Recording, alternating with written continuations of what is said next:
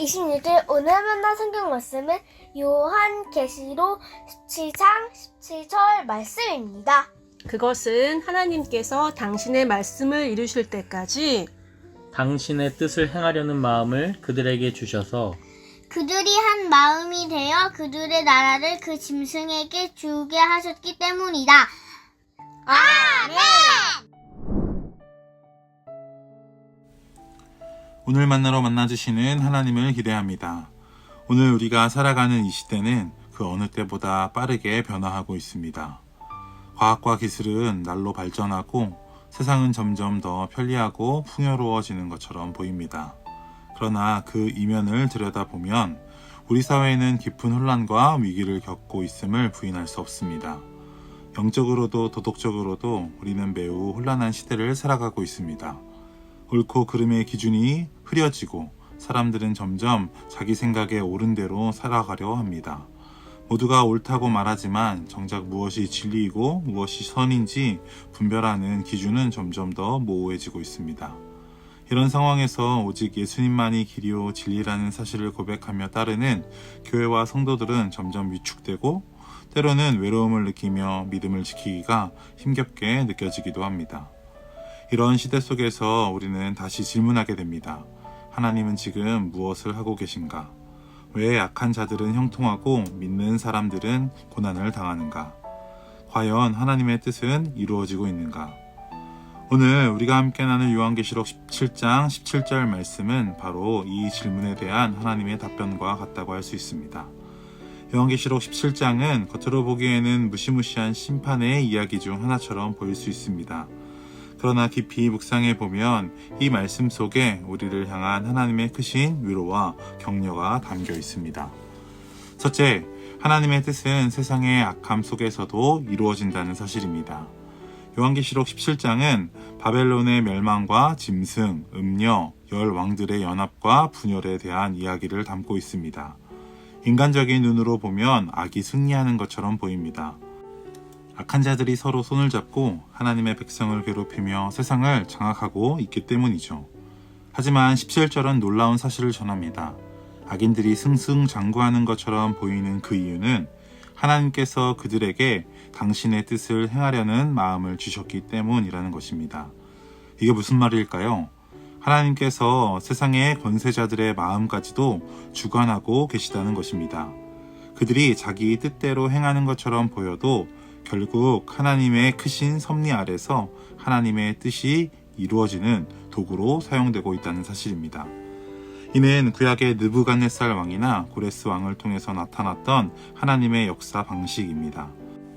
그들은 하나님의 백성을 괴롭히기도 하고 때로는 포로에서 돌아오게 하는 역할도 하기도 했지만 모든 역사의 주인은 하나님이심을 성경은 분명히 보여줍니다. 여러분, 오늘 우리를 힘들게 하고 시험에 들게 하는 세상의 권세와 불의, 혼란한 정세 속에서도 하나님은 여전히 주권자로 일하고 계십니다. 아무리 세상이 어지럽고 악한 자들이 득세하는 것처럼 보여도 그들 역시 하나님의 손 안에 있습니다. 하나님의 뜻만이 끝내 이루어질 것입니다. 둘째, 고난 중에도 하나님의 약속은 온전히 이루어집니다. 본문 후반부는 이렇게 말합니다. 하나님의 말씀들이 응하기까지 하심이라. 성경에 기록된 하나님의 모든 약속은 하나도 빠짐없이 성취됩니다. 이 말씀이 얼마나 큰 위로가 됩니까? 세상이 아무리 흔들리고 혼란스러워도 하나님의 약속은 절대로 흔들리지 않습니다. 지체되는 것처럼 보여도 결코 잊혀지거나 무효화되지 않습니다. 혹시 우리들 가운데 초대교회 성도들이 겪었던 고난처럼 버거운 삶을 지내고 계신 분들이 계신가요? 지금 우리가 겪는 이 고난과 혼란은 하나님의 약속이 응하기 위한 과정일 수 있습니다. 하나님의 뜻이 이루어지기까지 우리는 기다려야 하고 견뎌야 하며 믿음을 붙들어야 합니다. 마치 겨울의 혹한이 지나간 이후에 봄이 오듯 하나님의 말씀도 그때가 되어 반드시 이루어집니다.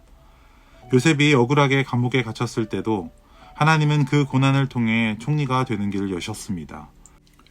다윗이 사울에게 쫓겨 광야를 떠돌던 시절도 하나님의 말씀대로 왕이 되기 위한 여정이었습니다. 우리의 삶도 마찬가지입니다. 지금은 이해되지 않고 설명되지 않는 일들로 가득해도 하나님의 말씀은 결코 헛되지 않습니다. 하나님은 그 말씀을 반드시 이루시는 신실하신 분입니다.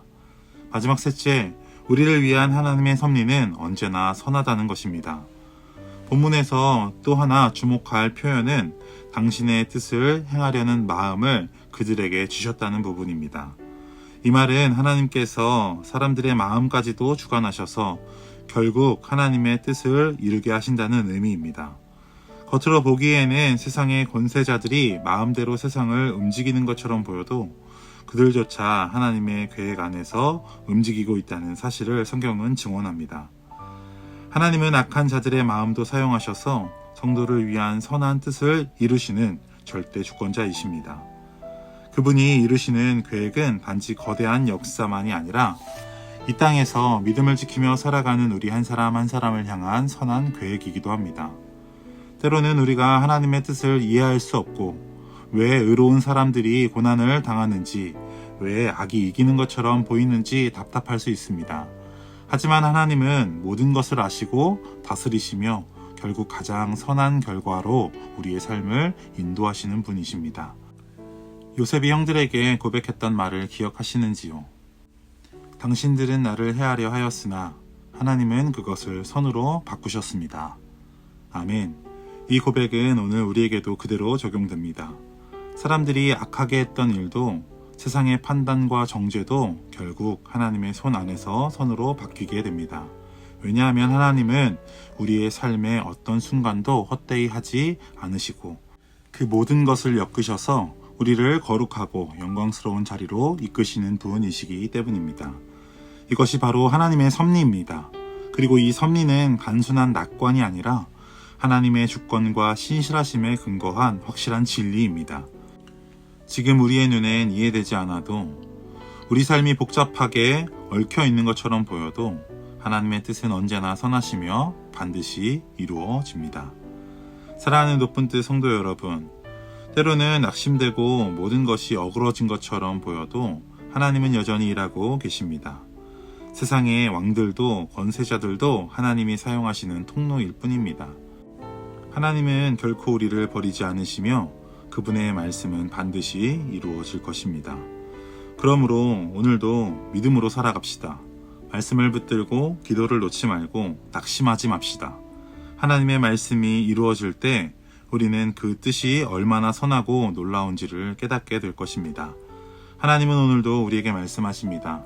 조금만 더 기다려라. 나의 뜻은 반드시 이루어진다. 이 소망과 위로의 말씀을 붙들고 오늘도 믿음으로 살아가는 저와 여러분들 되시길 주님의 이름으로 축원합니다. 기도하겠습니다. 하나님 아버지, 세상이 흔들리고 악이 득세하는 것처럼 보여도 하나님의 뜻은 반드시 이루어짐을 믿습니다. 우리의 삶 속에서도 하나님의 선하신 계획이 이루어지게 하시고 끝까지 믿음의 삶 살게 하옵소서. 예수님의 이름으로 기도드립니다. 아멘. 이제 두 가지 기도 제목으로 함께 기도합시다. 첫 번째로는 오늘 주신 말씀을 기억하며 함께 기도합시다. 고난과 역경 속에서도 하나님의 선하신 뜻을 신뢰하며 흔들림 없이 믿음으로 살아가게 하옵소서. 두 번째로는 내일 주일 예배를 위해서 함께 기도합시다. 예배를 사모하는 마음으로 주일을 준비하게 하시고 예배의 모든 순서와 섬김의 손길 위에 성령으로 함께하여 주옵소서. 이 기도 제목으로 기도하신 이후에 개인 기도하시겠습니다.